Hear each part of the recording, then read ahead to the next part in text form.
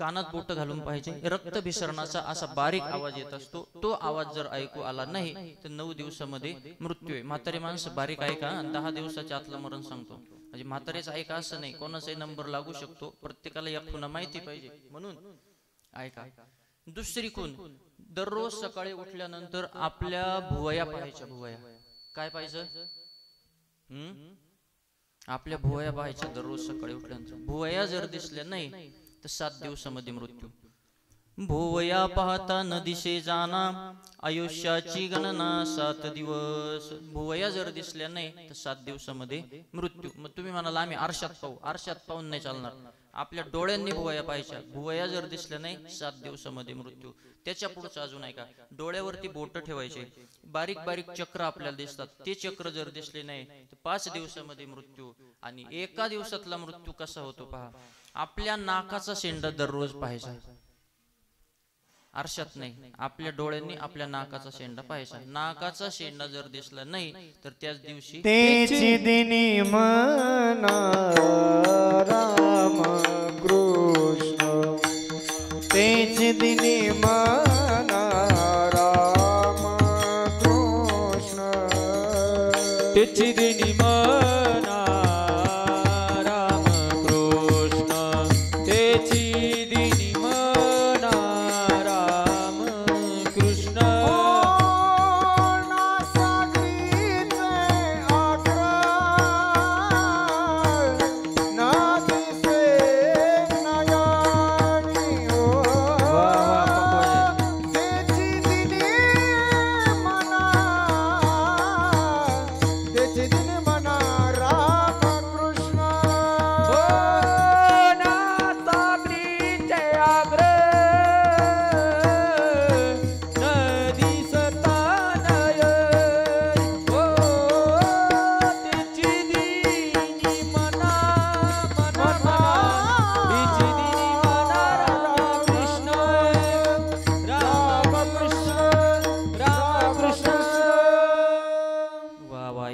साठी टाळ्या वाजवा जोरदार.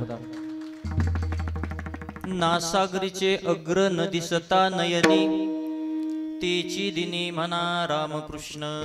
नाकाचा शेंडा आपल्या दररोज पाहायचा.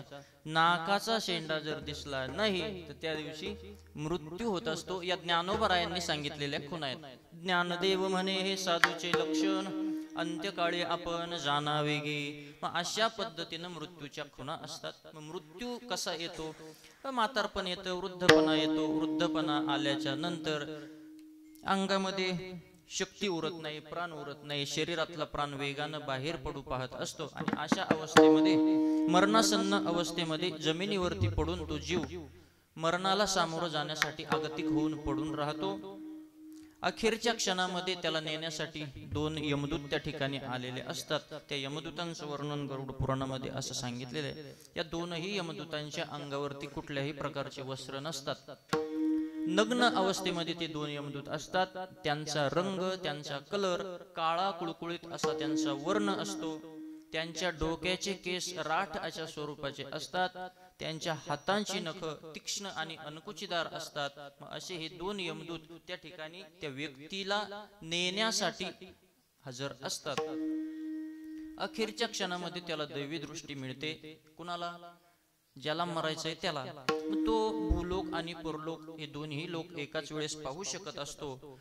पाहत असताना तो अचंबित होऊन काही बोलू इच्छित नसतो. अशा अवस्थेमध्ये तो अंगठ्या एवढा जीव त्या शरीरामधून बाहेर पडत असताना मोठमोठ्यानं हाहाकार करत असतो. आपलं घर पाहून, आपले आई वडील पाहून मोठमोठ्यानं हाहाकार करतो. एकदा त्याला त्याच्या शरीरावर पाश टाकून त्या आत्म्याला त्याचे प्राण यमदूतांनी बाहेर काढून घेतल्याच्या नंतर त्याला आकाश मार्गाने यमपुरीला नेलं जातं. हा सर्व प्रवास 1 ते 1.5 मुहूर्तामध्ये पार पडत असतो. त्याला यमपुरीला नेल्यानंतर तिथल्या भयानक यमयातनांचं दर्शन घडवलं जातं. आता हे जे मी तुम्हाला सांगतो हे फक्त पापी माणसाचं सांगतो, पुण्यवान माणसाचं सांगत नाही. पापी माणसाचं चिंतन आपल्याला सांगायचंय. पापी जो माणूस आहे, मग पापी कोणाला म्हणायचं? ज्यानं आयुष्यभर कधी वारी केली नाही, ज्ञानोबराय तुकोबरायांची वारी केली नाही, पंढरपूरची वारी केली नाही. आता निवृत्तीनाथ दादांची वारी येणार आहे किती दिवसांनी?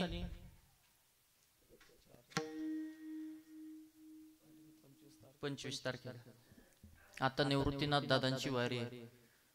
ज्याने कधी वारी केली नाही, ज्ञानोबराय तुकोबरायांचं कधी भजन केलं नाही, सप्त्याला कधी गेलं नाही, त्याला म्हणायचं पापी.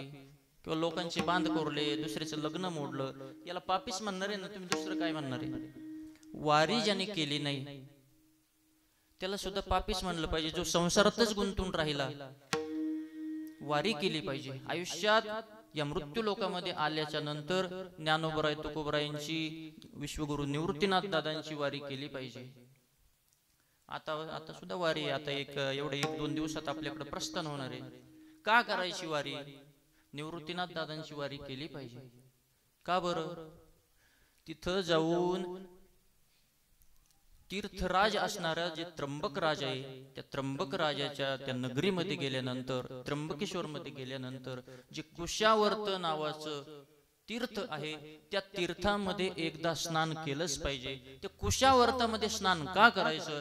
कुशावर्त तीर्थामध्ये स्नान कुशावर्ता करिता स्नान, जाते वैकुंठी रहाण. वा ऋषी दादा, जाते वैकुंठी रहाण, जाते वैकुंठी रहाण. वा कुशावरिता करिता स्नान, त्याचे वैकुंठी राहाड, त्याचे वैकुंठी राहाड, त्याचे वैकुंठी राहाड.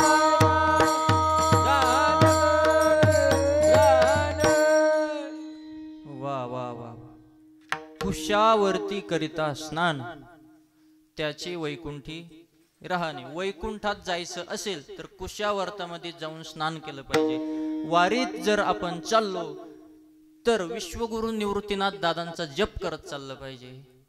निवृत्ती निवृत्ती निवृत्ती. निवृत्ती निवृत्ती जय हो. निवृत्ती निवृत्ती. निवृत्ती निवृत्ती, आ निवृत्ती निवृत्ती रा. निवृत्ती निवृत्ती. वा वा वा. म्हणता पाप नुरे जेते, हो म्हणता पाप नुरे जेते, म्हणता पाप नुरे जेते.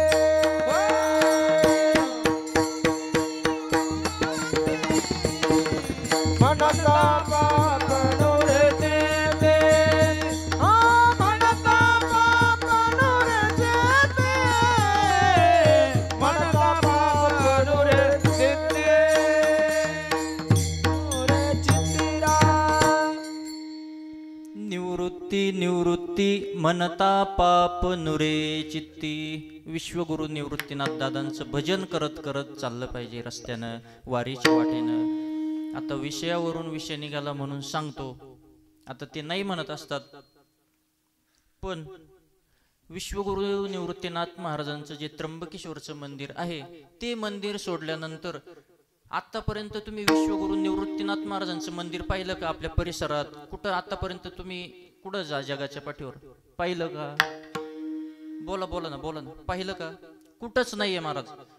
त्र्यंबकेश्वरचं विश्वगुरु निवृत्तीनाथ महाराजांचं मंदिर जर सोडलं, संजीवन समाधी मंदिर, त्याच्यानंतर विश्वगुरु निवृत्तीनाथ दादांचं मंदिरच नाही. मग आता तुम्हाला ते मंदिर लवकरच पाहायला भेटणार आहे. काम सुद्धा चालू झालेलं आहे, म्हणजे काम प्रगतीपथावर आहे, एकदम होत सुद्धा आलेलं आहे. का झालेलं आहे?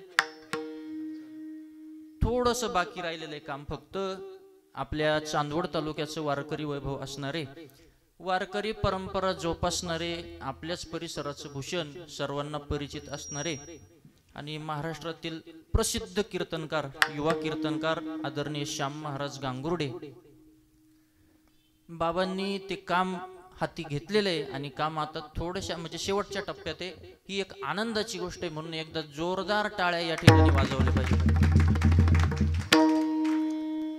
लवकरच ते काम होऊन आता त्या ठिकाणी आपल्याला दादांचं दर्शन करता येणार आहे. ही एक आपल्या दृष्टीनं चांगली गोष्ट आहे की आपल्यातूनच कोणीतरी पुढं झालं आणि विश्वगुरू निवृत्तीनाथ महाराजांचं दर्शन आपल्याला करता येणार आहे. प्रत्येकाला आता 8 दिवसाला किंवा 15 दिवसाला किंवा 1 महिन्याला प्रत्येकाला त्र्यंबकेश्वरला जायला जमणार आहे का? समजा एखाद्याने विचार केला चला त्र्यंबकला जाऊ आणि विश्वगुरू निवृत्तीनाथ महाराजांचं दर्शन घेऊन येऊ, शक्य आहे का? प्रत्येकाला शक्य नाही. त्याच्याऐवजी आपल्याला एक दुसरा पर्याय वाटलं, चला आता निवृत्तीनाथ दादांचं दर्शन झालं पाहिजे, जवळच आपल्या दिग्वदला जायचं, मस्तपैकी दर्शन करायचं. काय सांगत होतो मी? काय चाललं होतं आपलं? वारी केली पाहिजे, विश्वगुरू निवृत्तीनाथ दादांची वारी केली पाहिजे. आता वारी केली पाहिजे, तुम्ही विश्वगुरू निवृत्तीनाथ दादांची करा, पंढरपूरची करा, पण वारीला गेलं पाहिजे. आपला विषय चालला होता, मी तुम्हाला जे आज सांगतो हे पापी माणसाचं तुम्हाला सांगणार आहे. पापी माणसाचा प्रवास कसा होतो त्याच्यावरून आपलं गेलं होतं ते. पापी कुणाला म्हणायचं? ज्यांनी आयुष्यभर व्याभिचार केला, दुसऱ्यांचे लग्न मोडले, सप्ताहाला कधी गेला नाही, सप्त्याची वर्गणी कधी दिली नाही, समजा गेला असेल सप्त्याला तर दुसऱ्याच्या चपला घालून घरी आला, मंदिरातले बल्ब काढून घरी घेऊन आला, त्याला म्हणायचं पापी. त्या पापी माणसाचा प्रवास मला तुम्हाला सांगायचा आहे. पुण्यवान माणसाला चांगल्या मार्गाने नेलं जातं. यमपुरीला जाण्याचे 3 मार्ग सांगितलेले, पण आता मी तुम्हाला आज या दक्षिण दरवाजाचं सांगणार आहे. कोणता दरवाजा? जाऊ का मी? दक्षिण दरवाजा. दक्षिण दरवाजानं पापी माणसांना नेलं जात असतं, आहे का? मग माणसाचा प्रवास कसा होतो? मनुष्य मेल्यानंतर 13व्या दिवसापासून त्याचा प्रवास होतो. जरा शॉर्टकटच सांगतो कारण पुढेही बहुत करणे आहे. 13व्या दिवसापासून त्याचा प्रवास सुरू होतो. कितव्या दिवसापासून? 13व्या. कोणताही मनुष्य गेल्यानंतर त्याच्या पुत्रानं 10 दिवसापर्यंत अवश्य पिंडदान केलं पाहिजे. म्हणजे आई गेलेली असेल किंवा बाप गेलेला असेल, मुलानं त्या गेलेल्या व्यक्तीसाठी 10 दिवस पिंडदान केलं पाहिजे. का करायचं पिंडदान? मुलगा जे पिंड देतो त्या पिंडाचे 4 भाग सांगितलेले आहेत. भाग्यद्वयंतु देहस्य पुष्टिदंभूत पंचके तृतीयम यमदूतानां चतुर्थम सोपी जीवती. 4 भाग त्या पिंडाचे सांगितलेले. मुलगा जे पिंड करतो त्याचे 4 भाग होतात. त्याच्यापैकी 2 भाग भाग्यद्वयंतु देहस्य पुष्टिदंभूत पंचके, 2 भाग देहातल्या पंचभूतांसाठी असतात. तृतीयम यमदूतानां, 3रा भाग यमदूतांसाठी. चतुर्थम सोपी जीवती, 4था भाग त्याचा तो गेलेला जो व्यक्ती आहे त्याच्यासाठी. आपण मनुष्य गेल्यानंतर त्याचं शरीर, त्यांचा देह जाळून टाकत असतो. मग जी व्यक्ती गेलेली त्यांना प्रवासासाठी म्हणून दुसरा एक देह पाहिजे असतो. मुलगा जे पिंडदान देतो, जे पिंड देतो त्या पिंडाच्या बदल्यामध्ये त्याला त्या ठिकाणी पिंड देह मिळत असतो. पहिल्या दिवशी मुलगा जे पिंडदान देतो, जे पिंड देत असतो, पहिल्या दिवसाच्या पिंडानं त्याचं मस्तक बनतं. दुसऱ्या दिवसाच्या पिंडानं गळा, मान आणि खांदे बनतात. 3ऱ्या दिवसाच्या पिंडानं हृदय बनतं. 4थ्या दिवसाच्या पिंडानं पाठ बनते. 5व्या पिंडानं बेंबी, 6व्यानं कंबर, 7व्या पिंडानं जननेंद्रिय आणि मांड्या बनतात. 8व्या पिंडानं गुडघे बनतात. 9व्या दिवसाच्या पिंडानं पाय बनतात आणि 10व्या दिवसाच्या पिंडानं त्या शरीरामध्ये भुकेची आणि तहानेची जाणीव उत्पन्न होते. अशा पद्धतीनं 10व्या दिवशी त्याचा पिंडात्मक देह पूर्ण झाल्यानंतर त्या ठिकाणी असलेला तो क्षुधातुर जीव त्या पिंड देहामध्ये शिरून 11 आणि 12 अशा 2 दिवसांच्या श्राद्धांना खाल्ल्याच्या नंतर 13व्या दिवसापासून यमपुरीच्या मार्गाने चालायला सुरुवात करतो.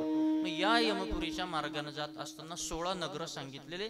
सौम्यपूर, सौरीपूर, नागेंद्र भवन, शैलागमपूर, क्रौंचपूर, क्रूरपूर, विचित्र भवन, नानाक्रंदपूर, सुतप्त भवन, रौद्रपूर, पयोवर्षण, शीताड्यपूर, बहुभीतीपूर असे 16 नगर सांगितलेले. हे 16 नगर पार केल्यानंतर मग 18व्या दिवशी त्याचा पहिल्या नगरामध्ये प्रवेश होतो. कधी?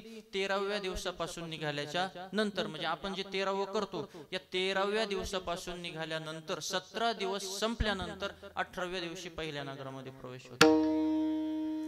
दशसप्त दिनानेको वायुवेगेन गच्छति, 18 दिने तर्क्ष प्रेतः सौम्यपुरं भजेत.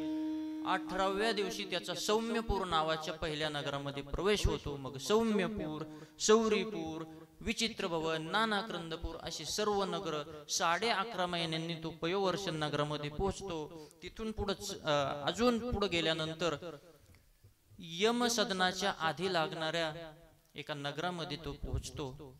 वर्ष श्राद्धाच्या दिवशी यमाच्या दरबारामध्ये त्याला उभं केलं जातं. वर्ष श्राद्धाच्या दिवशी जो गेलेला व्यक्ती आहे त्यांच्या बाबतीत न्यायदान त्या ठिकाणी घडत असतं. त्याला न्याय देण्याचं काम त्या धर्मराजाच्या धर्मपीठामध्ये घडत असतं. धर्मराजाचा दरबार भरलेला आहे. धर्मराजा एका सिंहासनावरती विराजमान झालेला आहे. डाव्या बाजूला धर्मराजाच्या काही अधिकारी मंडळी बसलेले, उजव्या बाजूला काही अधिकारी मंडळी बसलेले. वर्ष श्राद्धाच्या दिवशी त्या जीवाला धर्मराजासमोर उभं केलं जातं आणि धर्मराजा त्याला विचारत असतो, बाबा म्हणजे आपल्यासारखंच असतं. धर्मराजाचे अधिकारी निर्णय देतात, पण धर्मराजाचा निर्णय त्या ठिकाणी अंतिम असतो. धर्मराजाला निर्णय देण्याच्या अगोदर धर्मराजाचे अधिकारी निर्णय करत असतात की या जीवाचं अमुक अमुक कर्म पाहता याला अमुक अमुक गतीला पाठवावं असं आम्हाला वाटतं. पण धर्मराजाचा निर्णय त्या ठिकाणी अंतिम असतो. धर्मराजा शेवटचा निर्णय देत असतो. त्या जीवाला विचारलं जातं की बाबा तुला आतापर्यंत तू एवढ्या वेळेला जन्म मृत्यू उपभोगायला तुला मिळालं. 84 लक्ष योनीमध्ये तू फिरत असताना जन्म मृत्यूच्या बंधनामध्ये अडकत असताना नाना पद्धतीच्या तुला यातना झाल्या, नाना प्रकारचा त्रास तुला झाला. मग आता तुला शेवटची काही तुला बोलायचंय का? शेवटची तुझी काही इच्छा आहे का? मग त्या वेळेला तो जीव भगवान परमात्म्याकडे विनंती करत असतो, प्रार्थना करत असतो की हे देवा या धर्मराजाला सांग आणि मला आता कुठलीही योनी नको, मला आता कुठलाही जन्म नको. या जन्म मृत्यूच्या बंधनामध्ये मी अडकलो. 84 लक्ष योनीमध्ये फिरत असताना मला दुःख उपभोगायला मिळालं. आता मला कुठलीही योनी नको, मला कुठलाही आता जन्म नको. हे देवा या धर्मराजाला सांग आणि मला आता मुक्त करून टाक, मला कुठलाही जन्म नकोय. मग या प्रवास सुरू असताना 13व्या दिवसापासून निघालेला तो प्रेतात्मा वर्ष श्राद्धाचा प्रवास होईपर्यंत त्याला अनेक ठिकाणी संकटांचा, यातनांचा सामना करत करत जावं लागत असतं. रस्त्यानं जात असताना अशीपत्र वन नावाचं एक वन सांगितलेलं आहे. 2000 योजन लांबीचं ते अशीपत्र वन. या अशीपत्र वनामध्ये जी झाडं आहे या झाडांचे पानं काटेरी असतात, टोकदार असतात. काही ठिकाणी पू आणि विष्ठेनं भरलेल्या तळ्यांमधून जावं लागत असतं. काही ठिकाणी तो जीव चालताना अंधाऱ्या खड्ड्यांमध्ये कोसळतो, कधी डोंगराच्या कड्यावरून कोसळतो. काही ठिकाणी गरम पाण्याचा, उकळत्या तेलाचा, कठीण दगडांचा, कठीण गारांचा वर्षाव होत असतो.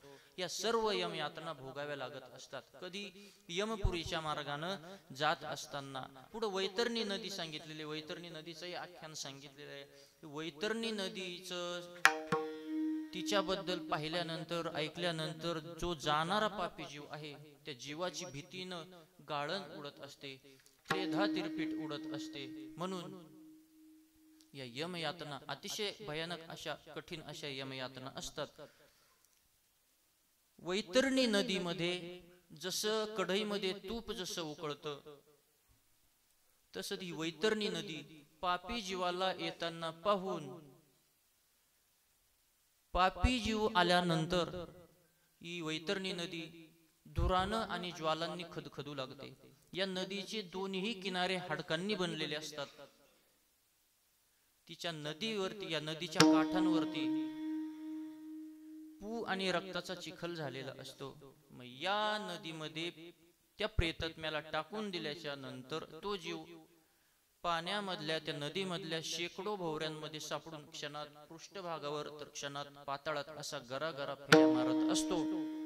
अशा या सर्व यमयातना आहेत. त्या ठिकाणी असलेले मासे, जलचर, असे अत्यंत तीक्ष्ण चोचींची गिधाडं, मासे, खेकडे, अत्यंत क्रूर अशा मगरी त्याला चावत असतात. त्याला त्या ठिकाणी तहान लागली तर पाणी दिसतही नाही. त्या वैतरणी नदीमध्ये फेसाळ रक्ताशिवाय त्याला त्या ठिकाणी पिण्यासाठी काहीही नसतं. म्हणून नाईलाजाने त्याला ते प्यावं लागत असतं. म्हणून संत महात्मे सांगतात की बाबा रे, या मृत्यू लोकामध्ये तू जन्माला आला, आता इथं आल्यानंतर आपल्याला जर वाटत असेल आपल्याला या यम यातना भोगायला मिळू नये, आपल्याला जर वाटत असेल या यम यातना आपल्याला भोगायला मिळू नये, यमाचा मार खावा लागू नये. यम काय साधं मारतो का हो? तुकोबरायांनी क्रम पाहणं कसं लावून दिलेलं आहे. मारुती जोडी ती तोडती निष्ठुर वा. मारुती जोडी ती तोडती निष्ठुर मारिती दोडी ती तोडी ती निष्ठुर मारिती दोडी ती तोडी ती निष्ठुर मारुती जोडी ती तोडती निष्ठुर मारुती जोडी ती तोडती निष्ठुर निष्ठुर मारिती दोडी ती तोडी ती निष्ठुर मारिती दोडी ती तोडी ती निष्ठुर यमाचे के करते बहुसाल यमाचे के करते बहुसाल मारुती जोडी ती तोडती जय हो मारुती जोडी ती तोडती निष्ठुर मारिती दोडी ती तोडी ती निष्ठुर मारिती दोडी ती तोडी ती निष्ठुर तोडी ती निष्ठुर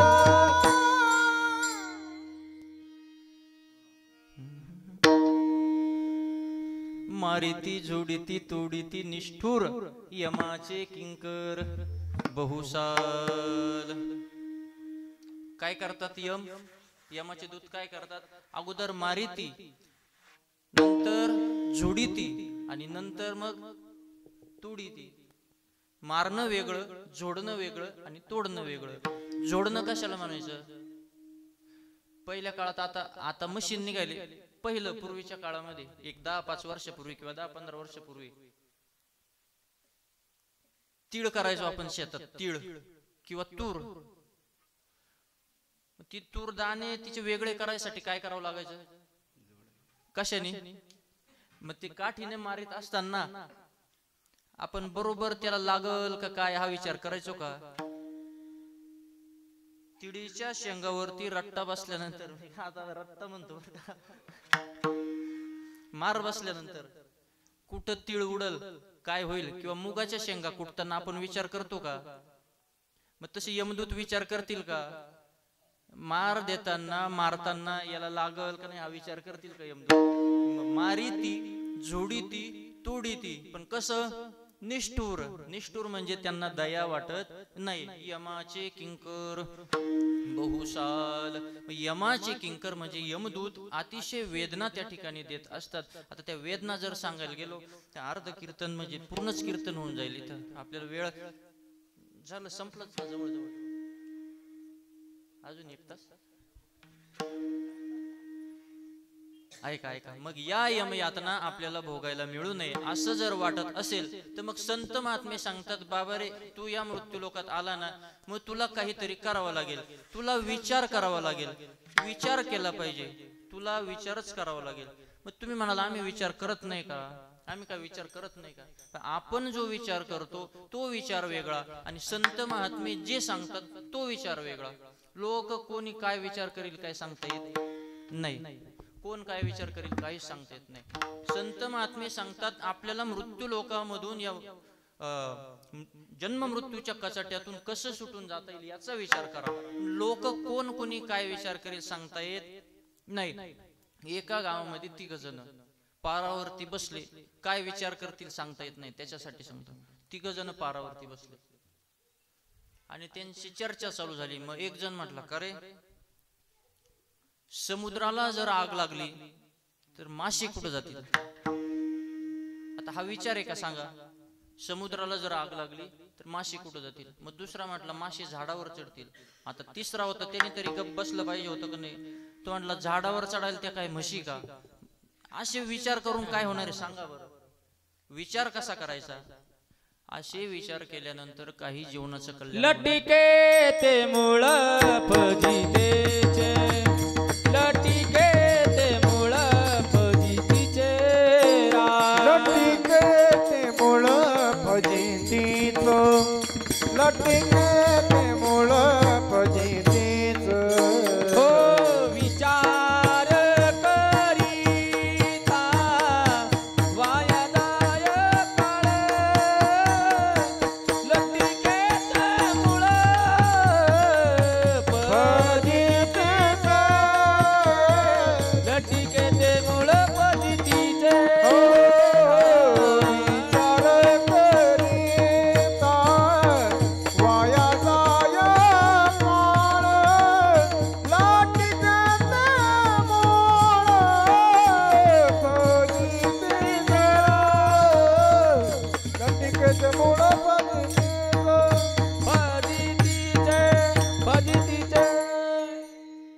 विचार करिता वाया जाय काळ लटिके ते मूळ फजितीचे.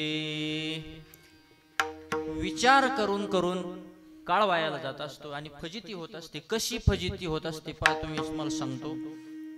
लोक विचार करताना विचारच करत नाही. लोक विचार करताना विचारच करत नाही. काय झालं, एका गावामध्ये एक सेवानिवृत्त म्हातारा, म्हणजे आता जे नवनाथ महाराजांनी प्रमाण दिलं, लटिके ते मूळ फजितीचे. फजिती कशी होत असते काहीही विचार करायचा नाही. एका गावामध्ये एक सेवानिवृत्त म्हातारा आयुष्यभर सर्व्हिस केली, रिटायरमेंट त्याची झाली आणि रिटायर झाल्यानंतर एका गावामध्ये येऊन त्या ठिकाणी त्यानं मस्तपैकी बंगला बांधला आणि त्या बंगल्यामध्ये तो एकटाच आता गावामध्ये राहत होता. तिथं राहत असताना माडी बांधली होती. काय बांधली? माडी बांधली. त्या माडीवर तो त्या माडीमध्ये राहायचा. त्या माडी जवळून दररोज म्हशी चरायला जायच्या. काय जायचं? म्हशी चरायला जायच्या. तो दररोज त्या माडीवरती उभा राहून विचार करायचा. त्या म्हशीमध्ये एक म्हैस अशी होती, तिचे शिंग असे गोल होते, असे गोल शिंग होते. मग तो दररोज विचार करायचा, या म्हशीच्या शिंगात जर मी अडकलो तर, असा विचार करायचा. म्हशीच्या शिंगात अडकलो तर काय होईल, तरच्या पुढचा तो विचार करत नव्हता. म्हशीच्या शिंगात अडकलो तर, इतकाच विचार करायचा. म्हणून एक दिवस त्याच्या मनाने उचल खाल्ली आणि त्याने काय केलं, त्या माडीवरून म्हशी जवळ येऊ दिल्या. 6 महिने विचार करत होता, जवळजवळ 5-6 महिने त्याने विचार केला, जर म्हशीच्या शिंगात अडकलो तर काय होईल. 5-6 महिने झाले, दररोज विचार करायचा, पण उडी मारायची त्याची हिंमतच होत नव्हती. मग एकदा 6 महिने झाले आणि 6 महिन्यानंतर मग शेवटी त्याच्या मनाने उचल खाल्ली आणि त्याने त्या माडीवरून त्या म्हशीच्या शिंगावर उडी मारली. म्हशीच्या शिंगावर उडी मारली तर म्हशीच्या शिंगामध्ये तो अडकला तर तो निघतच नव्हता. पक्का अडकला एकदम, म्हणजे पक्काच अडकून बसला, फिट बसला एकदम. तो काही केल्या निघत नव्हता. त्याने स्वतःच्या बळानं प्रयत्न करून पाहिले, पण तो शेवटी निघत नव्हता. म्हशीच्या शिंगाला वजन झाल्यामुळं म्हैस काय करायची, मान हलवायची, आणि मान हलवली का मग याला परत जास्त लागायचं. म्हशीला वजन झाल्यामुळं म्हशीनं त्याला घेऊन पळायला सुरुवात केली. काट्या कुट्यामध्ये, येड्या बाबळीमध्ये अशा पद्धतीने त्याला फिरवलं. शरीराला दुखापत झाली महाराज, रक्त निघालं, डोकं फुटलं वगैरे वगैरे. मग कोणीतरी 4-5 जण धावत आले त्या ठिकाणी आणि त्याला पाहिलं, त्याला बघितलं आणि त्याला ओढायला लागले. त्याचे पाय धरून त्याला ओढत असताना तो काही केल्या बाहेर निघत नव्हता. पक्का एकदम फिट त्याच्यामध्ये तो म्हशीच्या शिंगामध्ये अडकला होता. मग त्याला बाहेर एकदा काढलं आणि बाहेर काढल्याच्या नंतर ज्यांनी बाहेर काढलं त्यांनी त्या म्हाताऱ्या वृद्धाला विचारलं की बाबा कसं काय अडकले म्हटलं तुम्ही या म्हशीच्या शिंगात. मग त्या बाबांनी सांगितलं, त्या वृद्धांनी सांगितलं, मी म्हशीच्या शिंगावर उडी मारली. मग परत त्यांनी विचारलं तुम्ही अशी उडी का मारली. काय नाही म्हणले, सहज मारली. अहो मग तुम्ही म्हशीच्या शिंगामध्ये अडकले, तुमचं रक्त निघालं, डोकं फुटलं, तुम्हाला पीडा झाली, त्रास झाला, दुखापत झाली. म्हशीच्या शिंगावर उडी मारायच्या अगोदर काहीतरी विचार तर तुम्ही करायला पाहिजे होता ना, काहीतरी विचार करायचं म्हणले. मग त्यांनी सांगितलं मी 6 महिने झालं हाच विचार करत होतो. आता सांगा 6 महिन्यापासून विचार हाच करत होता, कशाचा, म्हशीच्या शिंगावरती उडी मारायचा. असा विचार करून काही जीवनाचं कल्याण होणार आहे का, काही नरदेहाची सार्थकता होणार आहे का, अजिबात सार्थक होणार नाही. मग त्याच्यासाठी संत महात्मे सांगतात, लटिके ते मूळ फजितीचे, विचार करिता वाया जाय काळ लटिके ते मूळ फजितीचे. असा संसारातला क्षुल्लक गोष्टींचा विचार जर केला तर फजिती होत असते. म्हणून विचार करायला सांगितला. विचार करायचा, पण कोणता विचार करायचा. काही ठिकाणी संत महात्म्यांनी विचार करायला सांगितला. संत महात्मे म्हणतात बाबा रे, विठोबाचं नाम कंठामध्ये धारण करण्याचा तुम्ही विचार करा. या जगामध्ये सार काय असार काय याचा तुम्ही काय करा, विचार करा. सारासार विचार करा उठा उठी, नाम धरा कंठी विठोबाचे. सार काय आणि असार काय याचा विचार करा. विचारच करायचा असेल तर संसारातला विचार करू नका. मग संसारातला विचार का करायचा नाही, का करायचा नाही संसारातला विचार.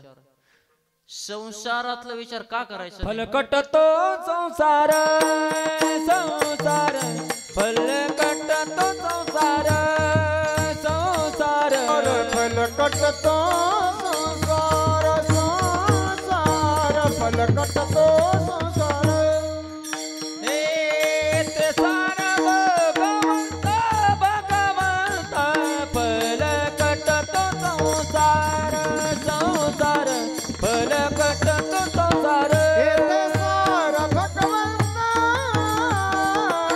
येते सार भगवंत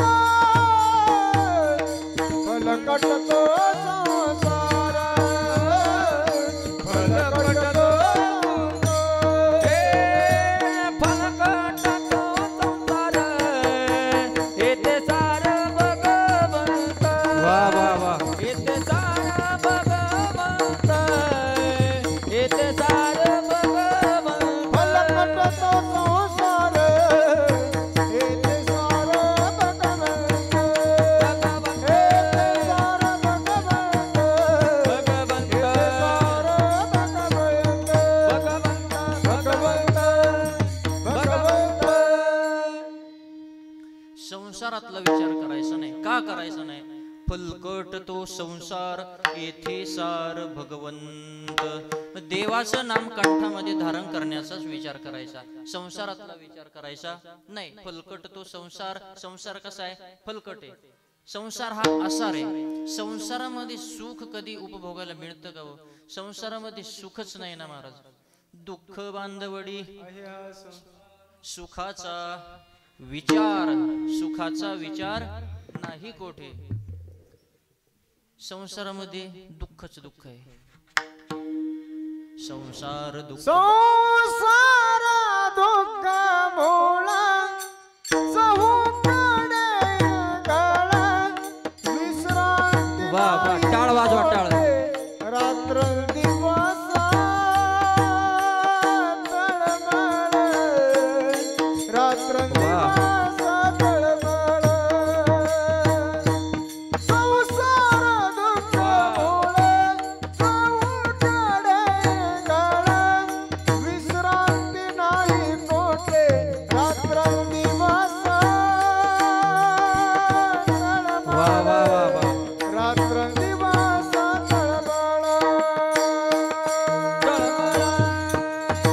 तळमळ संसार दुःख मूळ चहूकडे इंगळ विश्रांती नाही कोठे रात्रंदिवस तळमळ. संसारामध्ये काय नाही? सुख नाही. संसारामध्ये दुःखचे, म्हणून संसाराचा विचार करायचा नाही. सुख नाही कोठे आलिया संसारी वाया हवभरी होऊ नका. सुख संसारामध्ये सुख नाही. मग सुख जरी असलं तर किती सुख आहे हो संसारामध्ये. सुख पाहता जावा पारे जय हो. पर्वताए वडे दुःख पर्वताए वडे दुःख पर्वताए वडे सुख पाहता जावा पारे दुःख पर्वताए वडे दुःख पर्वताए वडे दुःख पर्वताए बळे हे बळे हो हे बळे. सुख पाहता जवा पाडे दुःख पर्वता एवढे. पर्वता एवढं दुःख आहे आणि सुख किती आहे संसारामध्ये. सुख किती आहे? एका जवे इतकं, एका तिळा इतकं, तिळापेक्षाही लहान आहे इतकं सुख आहे. बाकीचं सगळं दुःख आहे. संसार हा उरफाटा आहे महाराज. कसा आहे? तुम्हाला भूका लागल्या का? तुम्ही काहीच बोलत नाही. करायचं का? संपवायचं का? सुख पाहता जवा पाडे दुःख पर्वता एवढे. एका जवे इतकं सुख आहे. संसार उरफाटा आहे महाराज. कसा उरफाटा? भगवान परमात्म्याने सांगितलं ना 15व्या अध्यायामध्ये, ऊर्ध्वमूल मदशाख मश्वत्थम प्राहुरव्ययम छंदांसी यस्य पर्णानि यस्तम वेद सवेदवीत. आणि या श्लोकावर ज्ञानोबरायांनी काही इतक्या गोड ओव्या लिहिल्या. ज्ञानोबराय म्हणतात हे भवद्रुमाचे मूळ ऊर्ध्वी करी बळ मग आणि यांचे बेंबळ आधी दावी. हे भवद्रुमाचे मूळ किंवा ऊर्ध्वमूल मधशाख. ऊर्ध्वमूल मूळवरती मधशाख मध्ये फांद्या आणि खाली शेंडे. असा हा संसार उलटा आहे. इथं सुख दिसत जरी असलं तर इथं सुख मात्र अजिबात नाही, सगळं दुःखच आहे. म्हणून संसारातला विचार करायचा नाही, विचार करायचाच नाही. काही संत महात्म्यांनी सांगितलं आयुष्यामध्ये काही गोष्टींचा विचार करायचाच नाही, काही गोष्टींचा विचार एकदा करायचा परत करायचा नाही, आणि काही गोष्टींचा विचार सतत करायचा. मग अशा कोणत्या गोष्टी ज्या गोष्टींचा विचारच करायचा नाही? अशा काही गोष्टी ऐका. दुसऱ्याचं वाईट करण्याचा विचार कधी करायचा नाही. दुसऱ्याचं लग्न मोडण्याचा विचार कधी करायचा नाही. एखादा माणूस जर तीर्थयात्रेला जात असेल तर त्याला त्या तीर्थयात्रेपासून अडवण्याचा थांबवण्याचा विचार करायचा नाही. आपण स्वतः तीर्थाशी जावे न घडे तरी परान वारावे. विवाह कार्य कदा न मोडावे आपुली बुद्धी वेचुनिया. नवनाथ भक्तिसार ग्रंथातली ही ओवी आहे. त्या ठिकाणी असं सांगितलं, आपण स्वतः तीर्थाशी जावे न घडे तरी परान वारावे. विवाह कार्य कदा न मोडावे आपुली बुद्धी वेचुनिया. आपण आपलं डोकं लावून किंवा आपलं डोकं वापरून कुणाचं लग्न मोडायचं नाही, या गोष्टी आयुष्यात करायच्या नाही. दुसरी गोष्ट, कुणाचं वाईट करण्याचा विचार करायचा नाही. दुसऱ्याचं वाईट करण्याचा विचार अजिबात माणसानं करायचा नाही. कारण आपण जर दुसऱ्याचं वाईट करायला गेलो तर आपला सुद्धा खकानाच होत असतो. म्हणून दुसऱ्याचं वाईट करायचं नाही. दुसऱ्याचं वाईट करायला जर आपण गेलो तर आपलं चांगलं कधीच होत नसतं. म्हणून दुसऱ्याचं वाईट करायचं नाही. काही गोष्टींचा विचार करायचा नाही. कोणत्या? लोकांचं वाईट करण्याचा विचार करायचा नाही. दुसरी गोष्ट, दुसऱ्याच्या प्रगतीवरती कधी जळायचं नाही. कुणाच्या प्रगतीवर आपल्याला जळण्याचा अधिकार नाही. एखादा जर प्रगती करत असला तर तो आणि त्याचं प्रारब्ध, आपण त्याच्यावरती जळायचं नाही. काही लोक विनाकारण दुसऱ्यावरती जळत असतात, दुसऱ्याच्या प्रगतीवरती जळत असतात विनाकारण. या जळणाऱ्या लोकांकडे आपण लक्ष द्यायचं नाही. उलट आपण असं रुबाबात राहायचं, त्यांना उलट आपण जास्त जळवायचं, इतकं जळवायचं, इतकं जळवायचं, जळून जळून ते नुसते जळाले नाही पाहिजे, करपून गेले पाहिजे, इतकं जळवायचं. दुसऱ्याचं वाईट करण्याचा विचार करायचा नाही. काही गोष्टींचा विचार एकदाच करायचा आयुष्यात, परत करायचा नाही. कोणत्या गोष्टी आहे?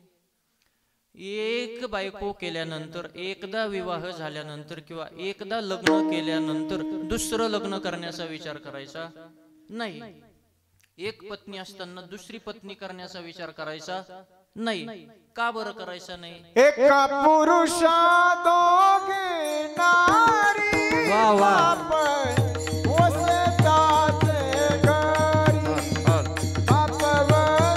वा वा पकवाजे.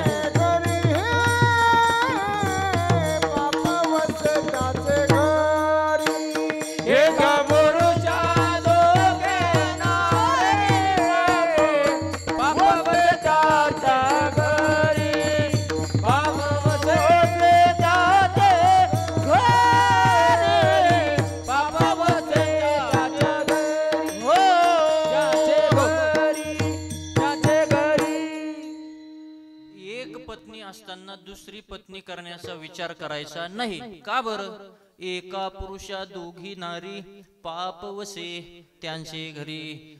एक पत्नी असताना दुसरी केली का मग त्या घरी पाप येऊन राहत असत. हा, पहिली अचानक पळून गेली म्हणजे वारली, तर दुसरी केली तर हरकत नाही. पण पहिली असताना दुसरी केली तर पाप वसे त्यांचे घरी. पहिलं पत्नी असताना, पहिलं लग्न केलेलं असताना दुसरं लग्न करण्याचा विचार अजिबात करायचा नाही.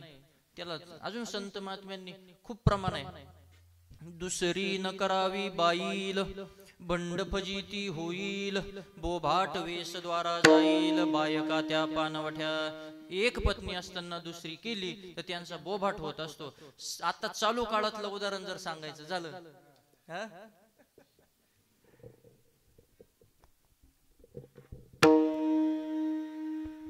एक पत्नी असताना दुसरी केली, संपूर्ण महाराष्ट्रात इज्जत गेली महाराज, संपूर्ण महाराष्ट्रात. गावात नाही. नामदेव महाराज तरी म्हणले पानवठा बायका त्या पानवठ्यापर्यंत जाईल किंवा वेशीच्या दारापर्यंत जाईल. पण पहिली असताना दुसरी केली संपूर्ण महाराष्ट्रात आणि भारतामध्ये सुद्धा पांगलं. का? पहिली पत्नी असताना दुसरी पत्नी करण्याचा विचार करायचा नाही. काही गोष्टींचा विचार करायचाच नाही. काही गोष्टींचा विचार एकदा करायचा परत करायचा नाही. आणि काही गोष्टींचा विचार सतत करायचा, नेहमी करायचा, दररोज करायचा, क्षणाक्षणाला करायचा. क्षणोक्षणी हाती हो करावा विचार. क्षणोक्षणी हाती हो करावा विचार. क्षणक्षणी हाती करावा विचार. क्षणोक्षणी हाती करावा विचार. क्षणक्षणी हाती करावा विचार. क्षणक्षणी हाती करावा विचार. करावा विचार. क्षणोक्षणी हाती करावा विचार. क्षणोक्षणी हाती करावा करावा विचार. विचार. करावया पार भवसिंधू. करावया पार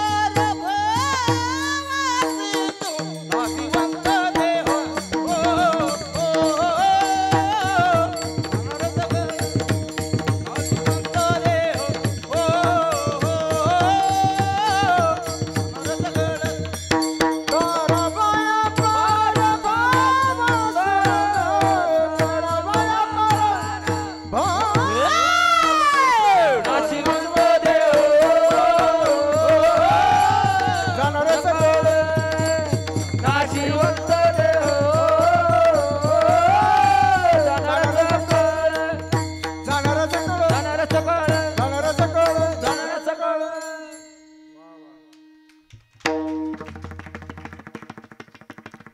क्षणोक्षणा हाची करावा विचार. तरावया पार भवसिंधू. क्षणाक्षणाला भवसागरातून तरुण जाण्याचा विचार करायचा. एक गोष्ट सांगतो, काही गाथ्यामध्ये क्षणोक्षणी हाची करावा विचार असा शब्द वापरला. क्षणोक्षणी. काही गाथ्यामध्ये क्षणक्षणा असा आहे शब्द. त्यात ते भेद असतो. प्रिंटिंग मध्ये झालेला किंवा देहू संस्थांचा जो तुकोबरायांचा गाथा आहे त्या गाथ्यामध्ये शब्द आलेला आहे क्षणक्षणा हाची करावा विचार. तरावया पार भवसिंधू. मग मनुष्यानं या मृत्यू लोकामध्ये आल्याच्या नंतर एका गोष्टीचा सतत विचार करायचा, नेहमी विचार करायचा. ती गोष्ट म्हणजे आपल्याला या भवसागरातून तरुण कसं जाता येईल याचा विचार करायचा.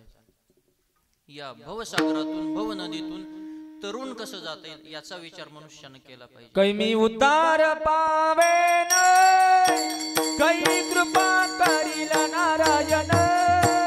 तैसे तुम्ही सांगा संत जन राम. करा समाधान चित्त माझे. कैमी उतार पावेन, कै कृपा करील नारायण. ऐसे तुम्ही सांगा संत जन. करा समाधान चित्त माझे. चित्त माझे. काय मी उद्धार पावेन, काय कृपा करेल नारायण. नाही का, आपला उद्धार कसा होईल याचा विचार केला पाहिजे. आपला विषय चालला क्षणक्षणा हाची करावा विचार. आपण हाच विचार करायचा का या मृत्यू लोकामधून आपल्याला या संसार सागरातून भवसागरातून तरुण कसं जाता येईल हा विचार करायचा. भवसागरातून तरुण जाण्याचा विचार करायचा. पण भवसागरातून तरण्याची किंवा तरुण जाण्याची चिंता करायची नाही. भवसागर तरता कार्य करीत सा चिंता. हो पहिला उपादाता कटी कर ठेवनिया पहिला उपादाता कटी कर ठेवनिया हे पहिला उपादाता कटी कर ठेवनिया पहिला उपादाता कटी कर ठेवनिया भवसागर तारेता वा वा वा तारे करीता साचता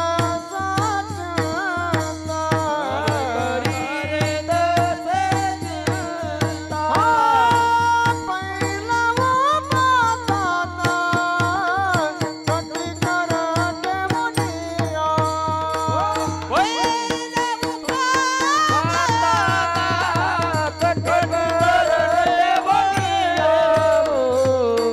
ठेवनिया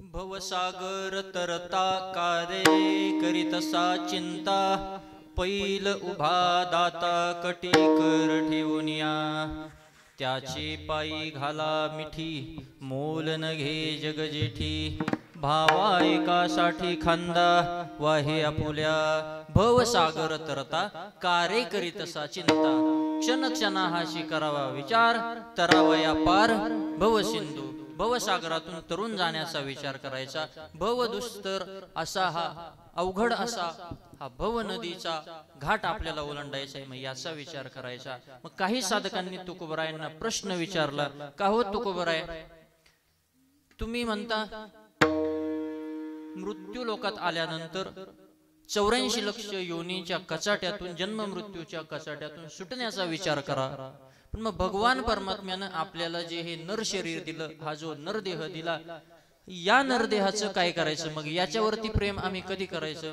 तुकोबराय म्हणले नरदेहावरती प्रेम करण्याच्या भानगडीत कधीच पडू नका कारण हा नरदेह नाश काय नासिवंत देह जाणार सकळ नासिवंत देह जाणार सकळ हो नासिवंत देह जाणार सकळ नासिवंत देह जाणार सकळ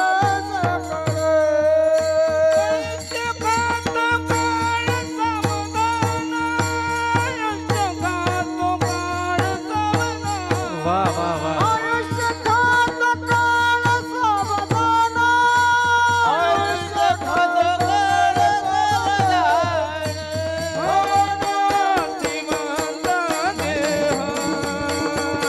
सावधान वा पक्वजे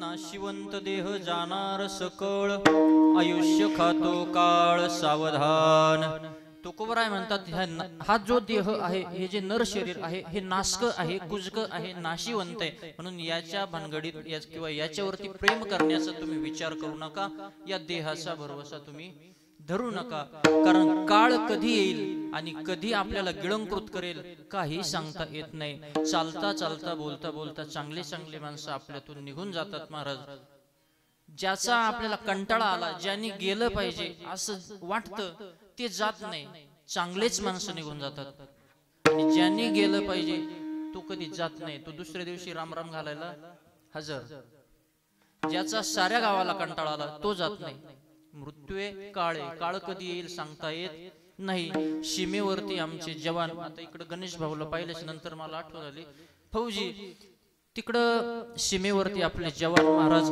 देश सेवा करत असताना कधी समोरून गोळी येईल आणि कधी काळजामध्ये घुसेल, कधी छातीत गोळी लागेल सांगता येत नाही. असं जीवन आहे. काय मृत्यू कधी येईल काही कुणाला कुणाचं सांगता येईल. हर करा अपना करेंगे, हर करा अपना करेंगे, ए वतन तेरे लिए दिया भी देंगे, ए वतन तेरे लिए दिल दिया है जा भी देंगे, ए वतन तेरे लिए। ओ तू मेरा कमाल, तू मेरा धमाल, तू मेरा अभिमान वाह, वाह, वाह। है, ए वतन कुर्बान मेरे, तुझ पे दिल कुर्बान है।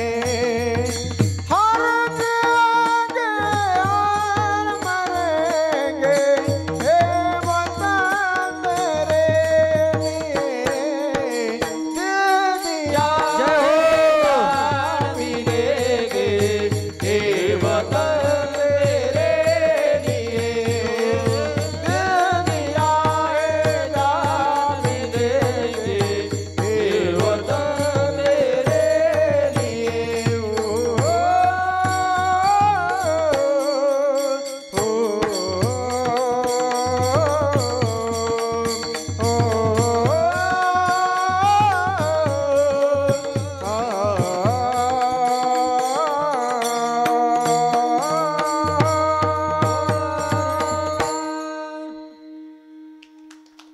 वा वा वा वा वा. सांगता येईल का त्यांच्या इतकी सेवाच नाही महाराज कुणाची. हर करम अपना करेंगे, ए वतन तेरे लिए. काळ कधी येईल सांगता येत नाही. ड्युटी करत असताना, सीमेवरती रक्षण करत असताना, देशसेवा करत असताना कधी गोळी येते आणि कधी आपला काळ येत असतो. महाराज ज्यांचा कंटाळा आला ते जात नाही. आणि इथं आपली देव माणसापेक्षाही मूल्यवान माणसं जर कोणी असतील तर आपल्याला कोण आहे? जवान आहे का नाही? म्हणून काळ कधी येईल सांगता येत नाही. आणि तुकोबराय म्हणतात देहावरती प्रेम करण्याच्या भानगडीत पडू नका. देह हे काळाचे, धन कुबेराचे, येथे मनुष्याचे काय आहे? देह हे काळाचं धन आहे. त्यामुळं देहावरती उदास राहा, देहावरती प्रेम करण्याच्या भानगडीत कधीच पडू नका. कारण आयुष्य संपल्यानंतर देह कसा आहे, फुलातून सुगंध निघून गेल्यानंतर ते फूल जसं ओस पडतं तसं मृत्यूच्या समयी या शरीरातून प्राण निघून गेल्यानंतर हे शरीर सुद्धा ओस पडत असतं. ज्ञानोबरांची एक खूप गोड ओवी महाराज. परिमळून निघाली पवना पाठी, मागे ओस फूल राहे देठी, तैसा आयुष्याची मुठी केवळ देह. आयुष्या से वाटी वाह. देह तैसा, आयुष्या से वाटी देह तैसा, आयुष्या से वाटी देह तैसा, आयुष्याचे वटिरा देह तैसा. परिमळ के लिया ओस फूल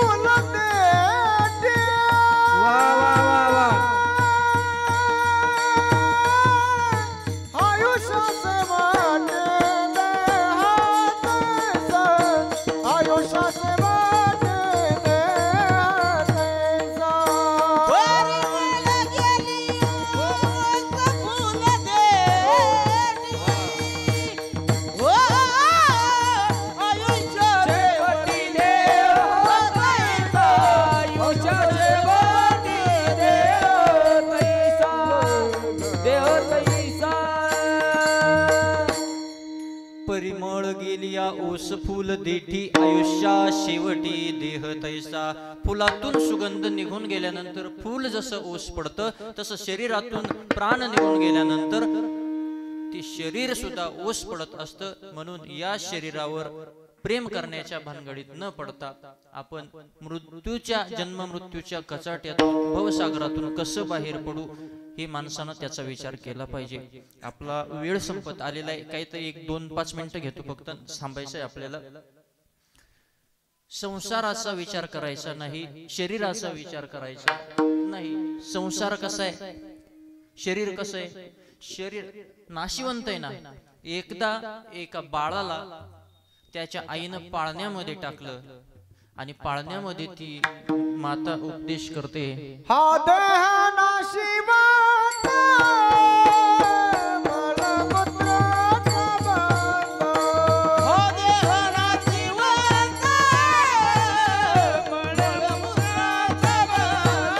वरी चर्म घातली रे कुर्मी कीटकाचा शोध. वरी चर्म घातली रे कुर्मी कीटकाचा शोध. रव रव दुर्गंधी रे अमंगळ नेत्र बांध. रव रव दुर्गंधी अमंगळ नेत्र बांध. स्मरत हरिहर शरण जाय गोविंद. स्मरत हरिहर शरण जाय गोविंद. पर्यटन दलाचा सोंग जोर बाळ. पर्यटन दलाचा सोंग जोर बाळ. पर्यटन दलाचा सोंग जोर बाळ. पर्यटन दलाचा सोंग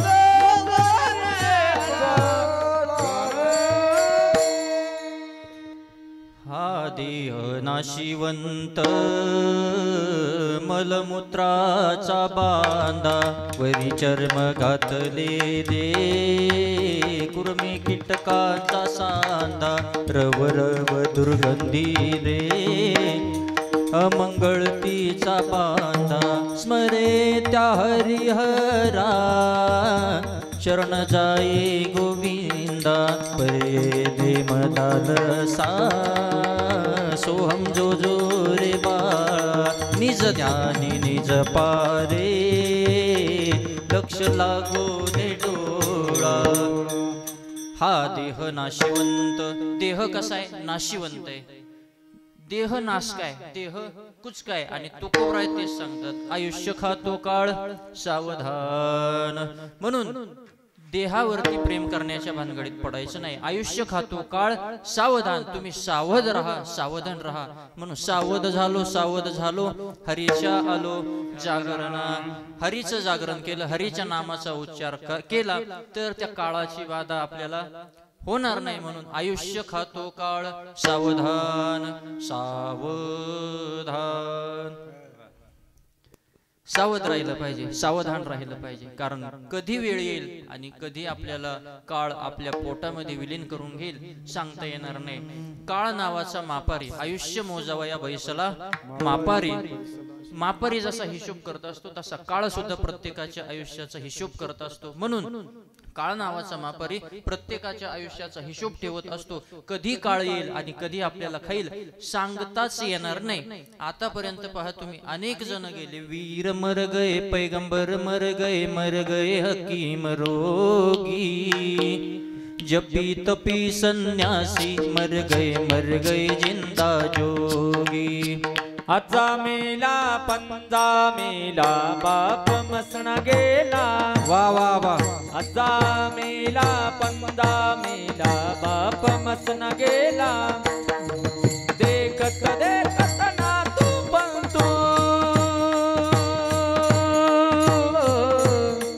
देखत देखत ना तू पंतू तोही तैसा झाला.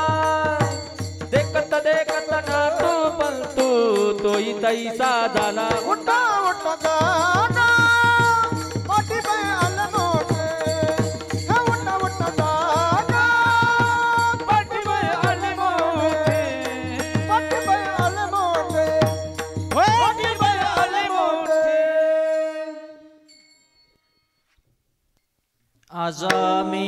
पंजा मेला बाप मसन नेला देखत देखत ना तू पण तू ही तैसा झाला उठा उठा जागा पाठी भय आले मोठे पंढरी वाचूनी तुझ्या ठाव नाही कोठे पंढरी वाचूनी तुझ्या ठाव नाही कोठे आयुष्य खातो काळ सावधान म्हणून आयुष्याला काळ खात असतो म्हणून सावध राहिलं पाहिजे. आजा मेला पंजा मेला बाप मसना नेला आणि देखत देखत नातू पणतू तोही तैसा झाला. आपला आजा गेला बाप गेला आपल्याला हे सुद्धा जायचंय म्हणून आयुष्यामध्ये या मृत्यू लोकामध्ये आल्याच्या नंतर इथं सावध राहिलं पाहिजे सावधान राहिलं पाहिजे. म्हणून तुकोबराय म्हणतात नाशिवंत देह जाणार सकळ आयुष्य खातो काळ सावधान म्हणून सावध राहा. काळ चिंतन करत असतो काळ खात असतो आयुष्य कमी करत असतो. आयुष्यात आपण काळ आपल्याला कधी गिळंकृत करेल सांगता येत नाही म्हणून सावधान. म्हणून तुकोबराय म्हणतात देहाचा भरवसा धरू नका. देह हा नासका आहे देह हा कुजका आहे म्हणून या देहाचा भरवसा धरू नका. आणि बाबा अजून एक गोष्ट करा या मृत्यू लोकामध्ये आल्याच्या नंतर आपलं आत्मकल्याण व्हावं आपला उद्धार व्हावा आपण या जन्म मृत्यूच्या कचट्यातून सुटावं असं जर वाटत असेल तर अजून एक गोष्ट करा. काय करा साधू संतांची संगत करा. संत समागमी धरुणी आवडी करावी तातडी परमार्थी परमार्थ करण्याची तातडी करा परमार्थ करण्याची घाई करा. संतांचा समागम करा कारण संतांचा समागम का संतांची संगत का करायची देवाची संगत का नको. संत महात्मे असं दान करत असतात. व्यवहारामध्ये जर आपण काही कोणाला दान केलं तर ते दान 1 दिवसात संपेल 2 दिवसात संपेल 100 वर्षात तरी संपेल किंवा 1000 वर्षात तरी संपेल. पण संत महात्मे असं दान करत असतात जगाच्या कल्पांतापर्यंत संपत नाही. कृपादान केले संती कल्पांती हे सरेना म्हणून संतांचा समागम करा. संत समागमी धरुणी आवडी करावी तातडी परमार्थी परमार्थाची तातडी करा. देहाचा भरवसा धरू नका. आणि अजून एक गोष्ट करा काय करा या जन्म लोकात या मृत्यू लोकामध्ये आल्याच्या नंतर इथल्या व्यवहारांपासून गाफील राहू नका. इथल्या व्यवहारांपासून सावध राहा. तुका म्हणे इह ना योगीचा व्यवहारे तुका म्हणे इह योगीचा व्यवहारे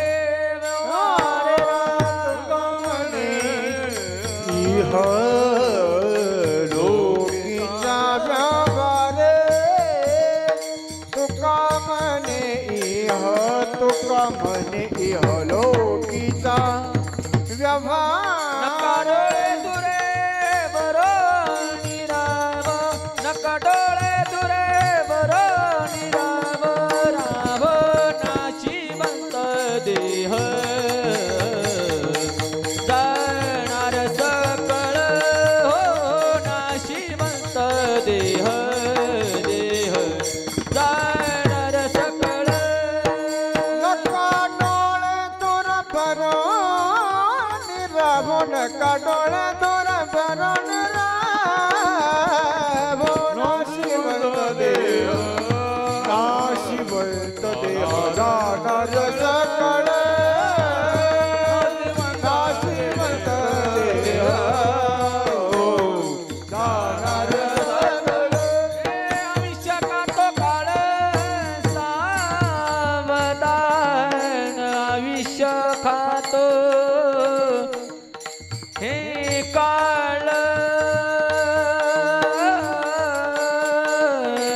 आयुष्य खातो काळ सावधान सावधान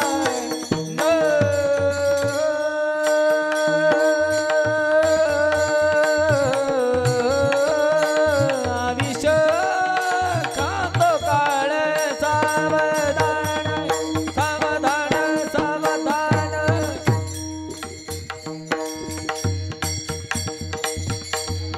आयुष्य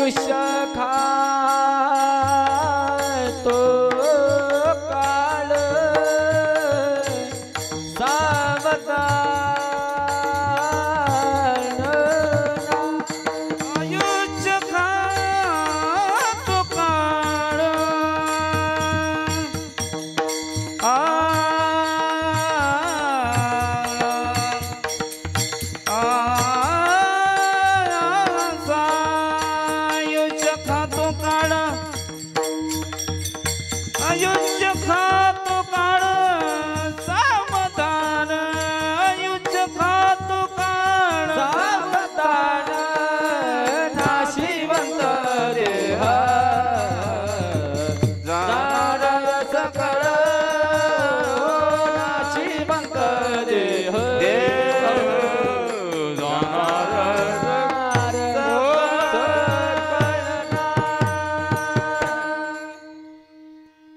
आयुष्य खातो काळ सावधान तुका म्हणे इह लोकीच्या व्यवहारे नये डोळे धुरे भरून राहो। या मृत्यू लोकामध्ये आल्याच्या नंतर इथले जे व्यवहार आहे या सर्व व्यवहारांपासून बेसावध राहू नका, सर्व व्यवहारांपासून सावध राहा। डोळ्यामध्ये धूर घालून घेऊ नका, डोळ्यामध्ये तेल घाला आणि जाग राहा। तुका म्हणे इह लोकीच्या व्यवहारे नये डोळे धुरे भरून राहो। का सावध राहायचं? कारण शरीर नाशिवंत आहे, ते एकदाच मिळत असतं, म्हणून त्याचा योग्य विनियोग करून घेता आला पाहिजे, म्हणून सावध राहा। नाशिवंत देह जाणार सकळ आयुष्य खातो काळ सावधान विठोबा रखुमाई विठोबा रखुमाई विठोबा रखुमाई विठोबा रखुमाई विठोबा रखुमाई विठोबा रखुमाई राम जय जय विठोबा रखुमाई जय जय विठोबा रखुमाई रखुमाई रखुमाई रखुमाई जय जय विठोबा रखुमाई रखुमाई रखुमाई रखुमाई जय जय विठोबा रखुमाई राम जय जय विठोबा रखुमाई जय जय विठोबा रखुमाई राम जय जय विठोबा रखुमाई जय जय विठोबा रखुमाई जय जय विठोबा रखुमाई जय जय विठोबा रखुमाई जय जय विठोबा रखुमाई जय जय विठोबा रखुमाई जय जय विठोबा रखुमाई जय जय विठोबा रखुमाई जय जय विठोबा रखुमाई जय जय विठोबा रखुमाई जय जय विठोबा रखुमाई जय जय जय जय जय विठो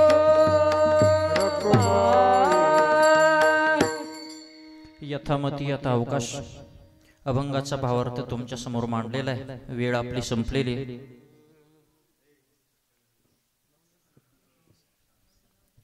ज्याच्यासाठी आपण जमलो त्या विषयाला एक स्पर्श करून एक अर्धा एक मिनिटात आपल्याला इथं थांबायचंय।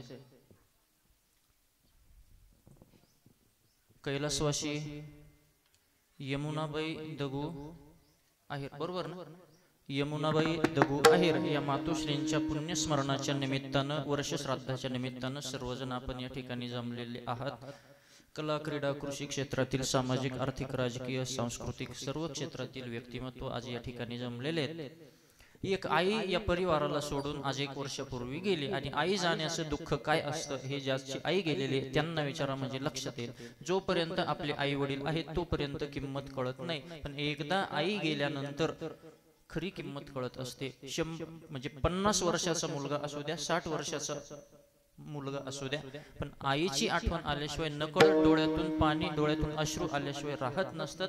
का आईची आठवण आल्यानंतर डोळ्यातून अश्रू येत असतात? कारण आई नावाचं पात्र आयुष्यातून एकदा हरवलं तर आयुष्याची एक बाजू कायमची लंगडी होत असते, एक बाजू कायमची अंधारमय होत असते। एकदा आई ज्याची गेलेली त्यांना विचारा आई म्हणजे काय असतं। ज्याची आई गेलेली ना त्यांना विचारा आई गेल्याचं दुःख काय असतं। आई नावाचा शब्द ऐकल्यानंतर सहज मुखातून आई नावाची हाक मारल्याच्या नंतर एक प्रेमळ आवाज आपल्याला ऐकू येत असतो आणि तो आवाज जर हरवला आयुष्याची एक बाजू कायमची लंगडी होत असते। महाराज ज्यांची आई गेलेली आहे त्यांना विचारा आईची किंमत काय असते, आईचं महत्व काय असतं। गुरुवर्य चंद्रशेखर महाराज देगलूरकर असं म्हणत असतात, आई म्हणजे काय असतं? देवानं दिलेली सप्रेम भेट म्हणजे पत्नी। परत ऐका, देवानं सप्रेम भेट दिलेली गोष्ट म्हणजे पत्नी असते आणि देवच आपल्या घरी आला तो म्हणजे आई असते. म्हणून आईचं महत्व त्यांनाच विचारा ज्यांची आई गेलेली. ऐसी कळवळ्याची जाती करी लाभावीन प्रीती. काहीही फायदा नसताना आपल्या मुलाबाळांवर आपल्या अपत्यांवर विनाकारण प्रेम करणारी माऊली म्हणजे आई असते. आणि ती आई आज 1 वर्षापूर्वी हा इहलोक सोडून गेलेले. म्हणून त्या माऊलीच्या प्रीत्यर्थ आज या ठिकाणी सुंदर असा कार्यक्रम ज्यांनी घडून आणला, आईच्या उपकारातून काहीतरी उतराई होता यावं म्हणून ही सेवा या ठिकाणी करण्याचा योग आला. आजच्या या कार्यक्रमाला उपस्थित असणारे सर्व गुणीजन, गायक, वादक मंडळी, आमचे ऋषिकेश महाराज असतील, नवनाथ महाराज असतील, आपल्या परिसराचं वैभव श्याम महाराज गांगुर्डे, आपले अर्जुन महाराज गांगुर्डे, इकडं आमचे विजू बाबा बनकर असतील, परिसरातील असतील. तर सांगवीमध्ये कीर्तन करणं म्हणजे तसं अशी एक अपेक्षा होती, पण ती आपण काय कधी कोणाला बोलून दाखवत नाही. काहींचं कसं असतं, कुठेही गेले का तेवढं सप्त्यात आपल्याला कीर्तन, तेवढं बघा ना, तेवढं बघा ना. महाराज माझी कथा करा ऐसे म्हणे कोणा, ही तुकोबरायांची भाषा आहे. माझी कथा करा ऐसे म्हणे कोणा, तरी नारायणा जिव्हा जडो. माझं कीर्तन तुमच्या सप्ताहामध्ये ठेवा, माझं कीर्तन तुमच्या कार्यक्रमामध्ये घ्या, असं कोणाला कधीच म्हणायचं नाही. का मी जर असं म्हटलो तर माझी जीभ पडून जाऊ दे देवा, हे तुकोबरायांचं वचन आहे. आपण तुकोबरायांचे वचन जगासमोर मांडायचे आणि आपणच तुकोबरायांच्या वचनांचा अनादर करायचा, हे काही बरोबर लक्षण नाही. तसं म्हणजे इथं सांगवी गावात कीर्तन व्हावं ही अपेक्षा होती. तेव्हा कसं आहे, माणसाने खरं बोललं पाहिजे. ताकाला जायचं आणि गाडगं लपवायचं, काय त्याला अर्थ आहे का? म्हणून आज या ठिकाणी ही सेवा घडली. सर्व गुणीजन, गायक, वादक मंडळी सर्वांच्या चरणी विनम्र भावानं नतमस्तक. तरी न्यूनते पुरते अधिक ते सरते, करोनी घेयावे हे तुमते विनवे तो असे. करविली तैसी केली कटकट, वाकुडिका नीट देव जाणे.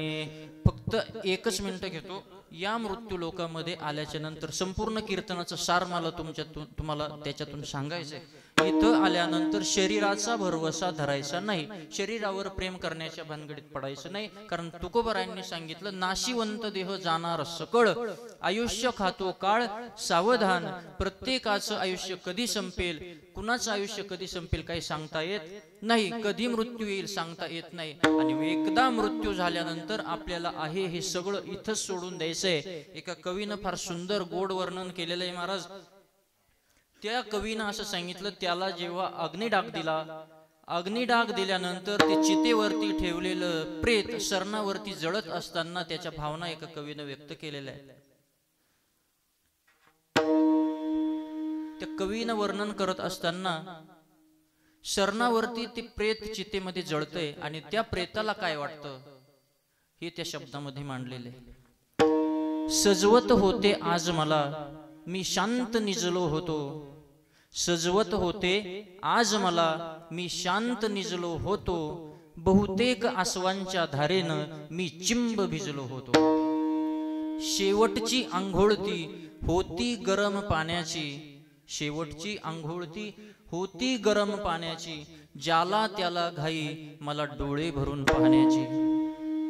ज्यांच्या खांद्यावर माझं गेलं होतं बालपण, ज्यांच्या खांद्यावर माझं गेलं होतं बालपण, त्यांनीच मला उचलून घेतलं होतं आज पण.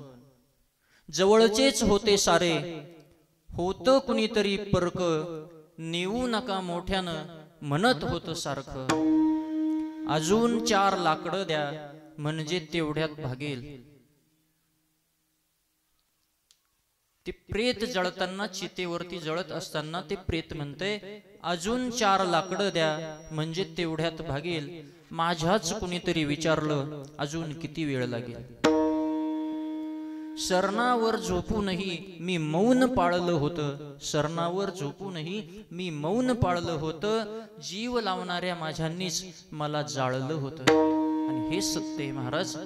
आपण ज्यांच्यासाठी जीवन जगतो ते सर्व बाजूलाच राहत असतात. तुका म्हणे तुला सोडविना कोणी, एका चक्रपाणी वाचोनिया.